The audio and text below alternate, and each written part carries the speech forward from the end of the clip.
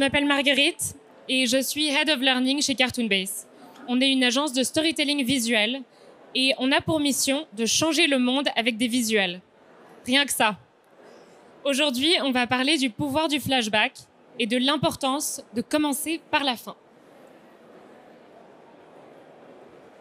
Mais avant de nous lancer dans le dur du sujet, je voulais briser la glace avec vous pour vous poser une petite question et vous donner éventuellement l'occasion de discuter avec vos voisins.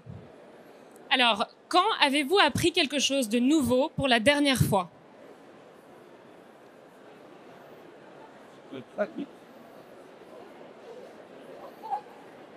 Pour ma part, mis à part aujourd'hui évidemment où on a appris plein de choses, c'était pendant les vacances, j'étais à la montagne et j'ai fait du snowboard pour la première fois. Je ne vais pas dire que j'ai appris à faire du snowboard, mais en tout cas, j'ai commencé à apprendre à faire du snowboard. Maintenant, pensez à l'expérience que vous avez identifiée et décrivez ce moment. Ça peut être pour vous dans un carnet ou bien sur votre téléphone. Qu'est-ce qui caractérise l'avant et l'après de l'expérience ? Pour moi, je vais à la montagne depuis toujours et j'adore skier. J'avais jamais fait de snowboard et honnêtement, ça m'avait jamais traversé l'esprit. Mais j'ai une amie qui y pensait depuis longtemps. Les conditions ce jour-là n'étaient pas géniales, donc je savais que je manquais pas une journée de ski incroyable. Et elle a réussi à me convaincre d'aller louer une planche de snowboard et de poser quelques questions sur la meilleure piste pour se lancer, pour vraiment commencer à apprendre. Et on a passé une journée géniale à essayer de faire la feuille, si vous voyez ce que je veux dire, si certains d'entre vous s'y sont déjà prêtés. On a découvert si on était goofy ou régulier. On s'est regardé et on s'est entraidé pour doucement progresser tout au long de cette journée. Ce qui caractérise l'avant, c'est que j'avais jamais fait de snowboard. Et l'après, c'est que j'avais tenté ma chance et je me suis beaucoup amusée. On a passé une super journée. Et en fait, j'ai découvert une expérience des pistes complètement nouvelle et une découverte de l'équilibre, en fait, un champ des possibles complètement nouveau. Maintenant, si on fait cet exercice dans l'autre sens, c'est-à-dire si on commence par expliquer l'après et qu'ensuite on explique l'avant, on va refaire l'exercice. Donc, j'ai passé une super journée. J'ai découvert une complètement nouvelle utilisation des pistes et je me suis beaucoup amusée un jour où autrement, j'aurais peut-être pas fait grand-chose de spécial. Et si je parle maintenant de l'avant, je sais non seulement que je n'avais jamais fait de snowboard de ma vie, mais aussi j'avais éventuellement des a priori sur les snowboarders. J'avais une utilisation limitée en fait des pistes. J'avais une compréhension de mon équilibre qui était adaptée au ski et pas du tout au snowboard. Et donc, en fait, en faisant ce pas en arrière, je prends conscience de mon état actuel par rapport à l'état où je voudrais aller. Et c'est ça, le pouvoir du flashback. Merci beaucoup pour votre participation. Non, si je fais si je vous dis merci maintenant, c'est parce que s'il y a une chose dont j'aimerais vraiment que vous vous rappeliez aujourd'hui, c'est l'importance de commencer par la fin. Et on va entrer plus concrètement dans cette... pourquoi ? On va découvrir pourquoi. Apprendre, comme on l'a vu, c'est changer d'état. C'est passer d'un état initial à un état final.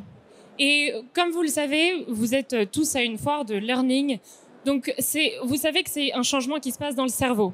Il y a une réorganisation de connexions neuronales qui fait que le cerveau évolue, mais on a tendance à oublier que c'est aussi un changement d'état émotionnel. On passe évidemment par toutes sortes d'obstacles quand on apprend et on découvre souvent une finalité qui permet un champ des possibles largement augmenté, qui inspire, qui donne confiance. Et en fait, pour nous, en tant que dessinateurs de parcours d'entreprise, de parcours de formation, c'est un élément qu'on doit absolument utiliser à notre avantage pour engager, motiver et vraiment permettre aux gens de participer activement dans la formation. Pour vous donner un exemple très concret, est-ce que vous pensez que la communauté de l'anneau aurait vraiment suivi Frodon s'ils n'avaient pas d'abord eu une vision claire de leur objectif ? Alors, vous connaissez sans doute tous Le Seigneur des Anneaux. Et donc vous connaissez aussi les différents obstacles que ce groupe de personnes a dû traverser pour pouvoir atteindre leur but final. Des obstacles innommables dont chacun a fait l'expérience à sa manière. S'ils n'avaient pas, au début de leur quête, placé une vision qui était celle de la destruction de l'anneau pour pouvoir pour faire régner la paix, comment est-ce qu'on aurait pu les convaincre de s'embarquer dans ce parcours? Eh bien, pensez-y dans votre prochaine formation. Commencer par la fin, ça permet de présenter une vision qui est commune au groupe de personnes et de se l'approprier chacun individuellement. On va voir comment. On va construire un schéma. Commencer par la fin, ça signifie présenter une vision de où on voudrait aller. Cette vision doit être limpide. Une fois qu'on l'aura fait, on va pouvoir porter un nouveau regard sur notre situation actuelle. C'est-à-dire qu'on va contextualiser notre analyse du maintenant, du ici, du Aziz, pour se concentrer sur les éléments qui vont nous permettre d'accéder à cette vision finale. Une fois qu'on a cette compréhension de où on est aujourd'hui et où on aimerait aller, les différentes étapes pour y arriver coulent de source, non seulement pour le créateur de la formation, mais aussi évidemment pour l'apprenant. Et c'est ça qui est essentiel, parce que la personne va pouvoir être un acteur principal dans cette formation et y participer de manière active. Pour récapituler, le fait de commencer par la fin permet d'avoir un nouveau regard sur une situation actuelle, un regard critique, un regard très personnel aussi.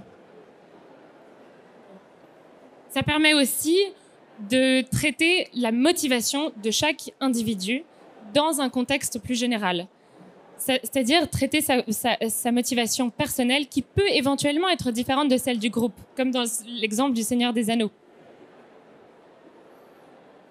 Et puis, ça permet évidemment aussi d'avoir une posture active dans le parcours d'apprentissage, c'est-à-dire de savoir pourquoi on est là et de suivre chaque étape activement.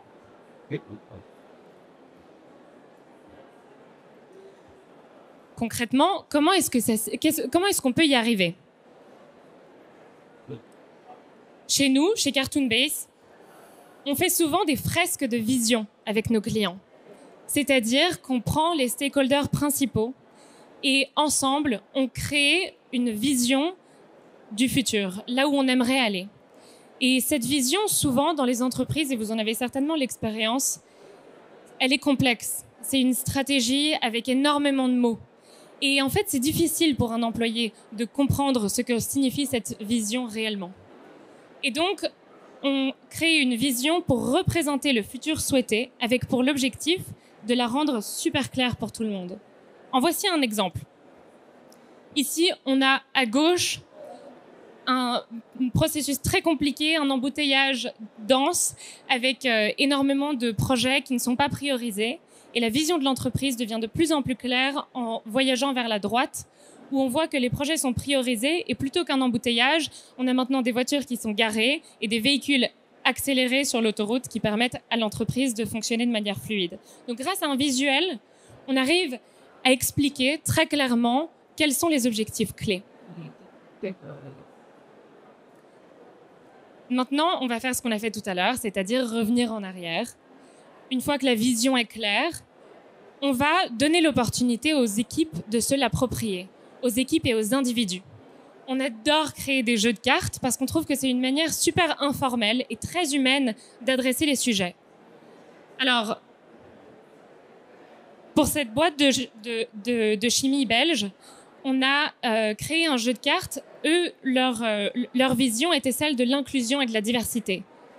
Alors, comme c'est un sujet sensible, on a décidé de créer un jeu de cartes qui permette à chaque employé, à chaque participant, chaque individu, de se poser des questions soi-même sur ces thématiques.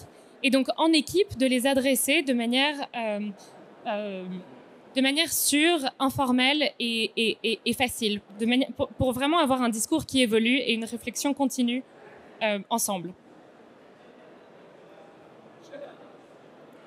Et puis, entre les deux, on disait que le reste coulait de source. C'est des choses qu'on connaît. On crée des tutos, des micro-learning, des serious games, et puis parfois des cartes d'apprentissage aussi qui regroupent ces différents éléments et qui permettent de montrer un parcours d'apprentissage super visuel pour nos apprenants. En voici quelques exemples. Alors, de nouveau, pour Solvay, on a créé cette série de micro-learning sur la sécurité. Pour la défense, des tutos sur la lutte contre le feu, avec toutes sortes de différentes interactions. Et puis, un serious game qui permet de travailler en équipe sur des thématiques très importantes. En l'occurrence, celui-ci, c'est sur la violence faite contre les femmes dans le contexte d'une campagne menée par l'ONU et l'Union européenne. Et enfin, ce projet de carte d'apprentissage qui représente un onboarding qu'on a réalisé récemment pour France Télévisions et qu'on a présenté dans un autre workshop, si jamais vous y étiez.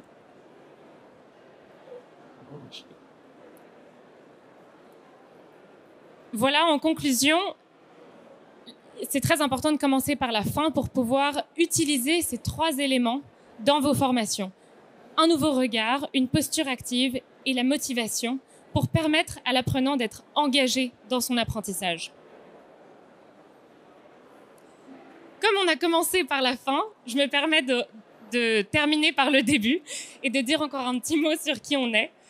Alors, chez Cartoon Base, on est une 50aine de designers stratégiques et visuels. On travaille à Bruxelles, à Paris et à Lausanne. Et on est convaincus que les visuels peuvent changer le monde. Merci beaucoup.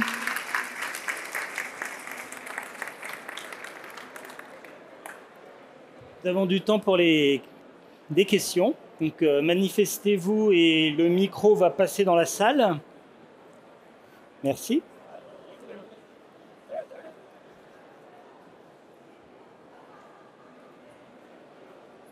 Je dis un petit mot sur ce QR code que je n'ai pas du tout expliqué. On a beaucoup travaillé sur comment les gens apprennent et comment gérer le changement dans les entreprises. Et ici, en scannant ce code, vous verrez un mini-cours sur comment apprendre à apprendre qui vous servira, je l'espère.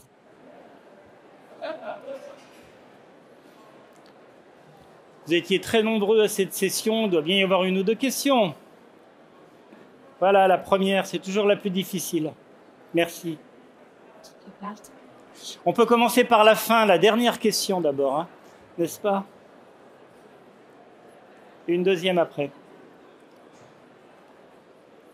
Oui, bonjour. Petite question, comment on fait pour gérer lorsqu'on présente la fin, l'objectif final en fait, hein, on parle d'objectif au fond, comment on fait pour gérer le fait que ça puisse être impressionnant? Par exemple, si vous vous étiez vu tout de suite sur des pistes sur un snowboard, peut-être que vous n'y serez pas allé parce que c'est impressionnant et qu'on a aussi besoin d'y aller pas à pas pour pas être impressionné par le résultat. Comment on gère ce côté-là? Bonne question. Alors, ça dépend un petit peu, je pense, parce que cette vision, dans le cas du snowboard, pour moi, c'était plus comprendre le sentiment que j'allais ressentir une fois l'expérience d'apprentissage terminée. C'était comprendre la nouvelle confiance que je pourrais avoir et la nouvelle expérience des pistes. Et je pense que quand on crée une vision, c'est ça essentiellement qu'il faut communiquer. C'est permettre à chacun de comprendre où se dirige une entreprise ou une organisation et en fait de laisser suffisamment d'espace aussi pour que les différentes étapes puissent se dessiner, c'est-à-dire chacun puisse prendre sa place. Ça peut être intimidant et c'est pour ça aussi que le retour en arrière est très important parce que ça permet de le questionner et d'en parler de manière très ouverte et informelle. C'est sûr que c'est un équilibre à trouver, mais je pense qu'on a toujours raison de présenter un futur ou une vision plutôt que de ne pas le faire. Ouais. Oui, j'avais une question sur l'outil de carte d'apprentissage. Est-ce que vous pouvez développer un peu en quoi ça consiste? Oui, merci pour votre question. Alors, on a remarqué que beaucoup d'onboarding, c'est-à-dire les premiers... Ah non, pardon, la carte d'apprentissage, c'est une manière de visualiser votre parcours d'apprentissage. Et ça peut consister en différentes choses. Ça peut représenter littéralement le parcours avec les différentes étapes. Et donc, on peut avoir, par exemple, cette carte qui soit interactive et dans laquelle l'apprenant peut voir où il en est, il peut suivre son progrès. Ça peut aussi être une manière de montrer les possibilités d'apprentissage à un apprenant, c'est-à-dire de lui montrer les différentes directions dans lesquelles il peut évoluer. On s'est rendu compte que très souvent, nos clients ont un catalogue très riche de formations, mais les gens ne savent pas très bien comment y accéder. Ils n'ont pas forcément une vue générale de ce qui est disponible pour eux, surtout dans le cadre d'une transformation spécifique, par exemple la transition écologique. Et donc, c'est une manière intéressante de rassembler les différentes ressources et de permettre à l'apprenant de vraiment s'engager dedans. J'ai peut-être une question également. J'ai l'impression que la vision dont vous parlez, ça a des liens, enfin en tout cas ça fait du sens pour moi avec les objectifs pédagogiques qu'on peut avoir, et donc j'aurais voulu savoir en quoi c'est complémentaire ou différent d'objectifs pédagogiques qui théoriquement sont toujours annoncés. Donc j'ai l'impression que cette vision, elle est toujours plus ou moins annoncée. Alors est-ce que c'est le côté visuel que vous rajoutez ou... Voilà. C'est intéressant parce que en fait, le modèle qu'on a présenté est applicable à différents niveaux.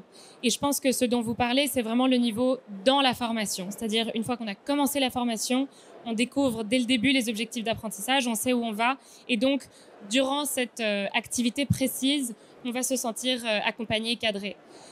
En fait, ce que je vous propose de faire, c'est de faire un pas en arrière et d'avoir différentes activités qui peuvent rythmer un parcours de formation qui peut être constitué de différentes activités. Et pour ça, en fait, la formation pour la formation en elle-même, ça a peut-être moins d'intérêt que la formation pour pouvoir s'inscrire dans la vision de l'entreprise ou dans une vision plus générale. Ça répond? Merci beaucoup. Ouais, j'ai une petite question de curiosité. Y a-t-il des ingénieurs pédagogiques dans la salle ou qui furent ingénieurs pédagogiques? Pour simplement avoir une idée de la proportion.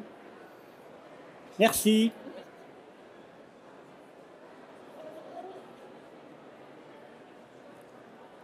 Pour cela, est-ce que c'est un schéma que vous pensez pouvoir utiliser dans vos conceptions? Si vous voulez bien lever la main, est-ce que vous pensez pouvoir l'utiliser dans vos...